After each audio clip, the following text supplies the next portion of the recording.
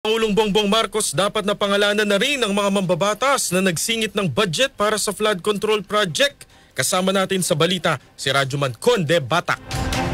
Nanawagan si Senator Juan Miguel Zubiri na pangalanan ni Pangulong Bongbong Marcos ang mga mambabatas na nag-sponsor ng mga substandard na mga flood control projects sa bansa. Ayon kay Zubiri, hindi lamang ang mga contractors ang dapat natukuyin ng Pangulo, kundi pati ang mga senador at kongresista na nag-sponsor na mabigyan ng budget ang palyadong proyekto. Kalimitan niya ay wala sa National Expenditure Program o NEP ang mga kontrobersyal na flood control projects dahil ito ay biglang lumilitaw sa Bicameral Conference Committee o BICAM at ito ay gawa ng mga mambabatas.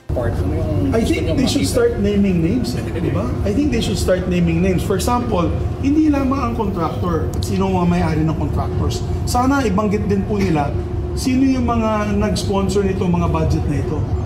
Kung amendment po yan, iilabas kung sino nag-amend sa budget for this. Kung wala po sa NEP yan, di ba, very clear. Yung NEP ng 2025, wala yan. 2025. Pagdating ng BICAM, nandun na. So, sino ba naglagay doon sa BICAM? Dito mga projects na ito. Sino ang mga sponsor ng mga senador at congressman? Para malaman natin. Because corruption does not end with the contractor alone. Corruption ends with those who insert it in the budget.